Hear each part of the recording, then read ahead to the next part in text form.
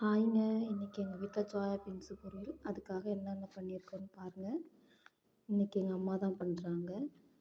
அதுக்காக வெட்டி வச்சுருக்கிறது 2 தக்காளி, ஒரு பெரிய வெங்காயம், கருவேப்பிலை, இஞ்சியும் பூண்டும் நச்சு வச்சுருக்காங்க. இப்போ எப்படி செய்கிறதுன்னு பார்த்துடலாம். கடாயில் எண்ணெய் ஊற்றி கடுகு போட்டு அது பொரிஞ்சதுக்கப்புறம் அது நல்லா பொரியட்டும். பொரிஞ்சதுக்கப்புறம்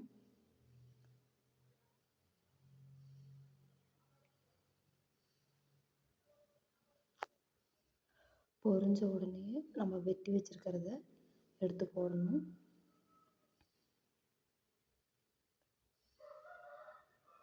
கருவேப்பிலையும் அந்த இஞ்சும் பூண்டும் நச்சு வச்சுருக்கோம் பாருங்களா, அது சீரகமும் பூண்டும் நச்சு வச்சுருக்கோம்ல, அது போட்டுட்டு நல்லா பொன்னிறமாக சும்மா எண்ணெயில் நல்லா வணங்கினதுக்கப்புறம் வெங்காயம் போட்டுக்கணும்.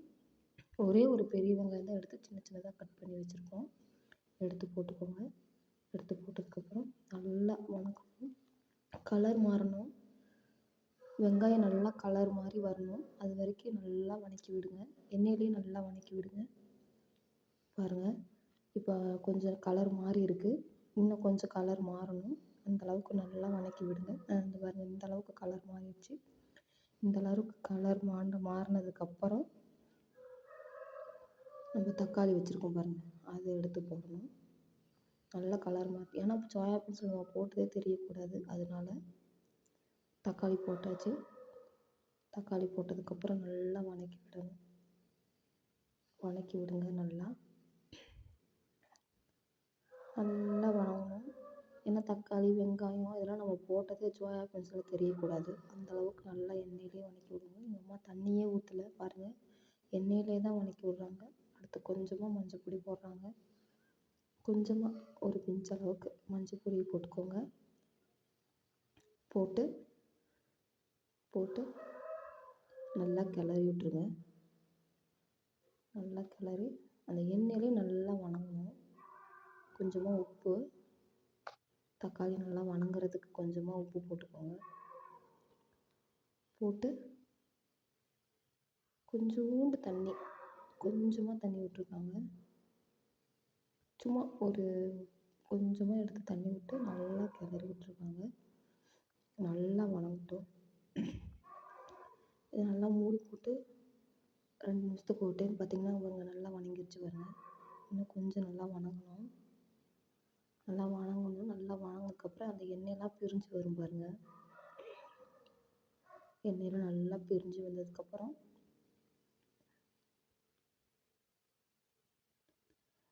பாருங்கள், நல்லா பிரிஞ்சு வரும். பிரிஞ்சு வந்ததுக்கப்புறம் சோயா பீன்ஸ் எடுத்து போடுறாங்க. ஏற்கனவே நாங்கள் சுடுதண்ணியில் போட்டு நல்லா ஊற வச்சு அதை நல்லா 2-3 டைம் புழிஞ்சு எங்கள் அம்மா எடுத்து வச்சுருக்காங்க. அது நல்லா போட்டு நல்லா கிளறி விட்ருங்க. நல்லா ஃபுல்லாக எல்லா இதுவும் படுற மாதிரி நல்லா கிளறி விட்ருங்க. கிளறி விட்டதுக்கப்புறம் இந்த அளவுக்கு கிளறி விட்ருங்க. கிளறி விட்டதுக்கப்புறம் நல்லா பிடிச்சி கிளறி விட்ருங்க. தேவையான அளவு உப்பு போட்டுக்கோங்க. தேவையான அளவு உப்பு போட்டு நல்லா ஏற்கனவே நம்ம உப்பு போட்டிருக்கோம், பார்த்துட்டு போட்டுக்கோங்க. நல்லா கிளறி விட்டு உப்பு போட்டுக்கோங்க. உப்பு போட்டு நல்லா கிளறி விட்டு இன்னும் எங்கள் அம்மா தண்ணியே ஊற்றல, அந்த எண்ணெயிலேயே தான் கிளறி விட்டுட்ருக்காங்க. ஏன்னா ஏற்கனவே சோயா பீன்ஸில் தண்ணி இருக்கும், அதனால தண்ணி ஊற்ற வேண்டாம். இப்போ மூடி 2 நிமிஷத்துக்கு ஒரு டைம் கிளறி விட்டுட்ருக்காங்க. ஏன்னா அந்த சோயா பீன்ஸில் போய் இந்த தக்காளி, வெங்காயம் எல்லாம் போய் இதாகணும்ல, அதனால நல்லா மூடி கிளறி விட்டுட்ருக்காங்க. நல்லா இந்த அளவுக்கு வந்ததுக்கப்புறம் நல்லா ஒரு கிளறி விட்டுட்டு இந்த அளவுக்கு வந்ததுக்கப்புறம் நம்ம மிளகா பொடி போட்டுக்கலாம். மிளகா பொடி போட்டுக்கலாம். நாங்கள் வீட்டில் அரைச்ச சாம்பார் பொடி தான் மிளகா பொடி தான் போட்டிருக்கோம். 2 டீஸ்பூன் எங்கள் அம்மா போடுறாங்க. சின்ன டீஸ்பூன் போட்டு கொஞ்சமாக இப்போ தான் தண்ணி ஊற்றுறாங்க. ஏன்னா மிளகா கருகிரும் அப்படின்னு சொல்லிட்டு தண்ணி ஊற்றுறாங்க. தண்ணி ஊற்றி பாருங்கள் இந்த அளவுக்கு பண்ணிட்டாங்க. நல்லா கிளறி விட்றாங்க. மிளகா பொடி மட்டும்தான் போட்டிருக்காங்க, வேறு எதுவுமே போடல. வீட்டில் அரைச்ச மிளகா பொடி மட்டும்தான் போட்டிருக்காங்க, வேறு எதுவுமே போடலை. நல்லா கிளறிவிட்டு இந்த மசாலாலாம் அந்த சோயா பீன்ஸில் நல்லா உள்ளே இறங்குனா தான் டேஸ்ட்டு நல்லாயிருக்கும். அதனால் ஃபஸ்ட்டாக கொஞ்சம் உப்பு பத்தலை எங்களுக்கு, அதனால எங்கள் அம்மா உப்பு போட்டிருக்காங்க. கொஞ்சமாக உப்பு போட்டு மூடி வச்சுருக்காங்க. இது பாருங்கள், இதுதான் எங்களோட கிச்சனு. பிடிச்சிருந்தா லைக் பண்ணுங்கள்.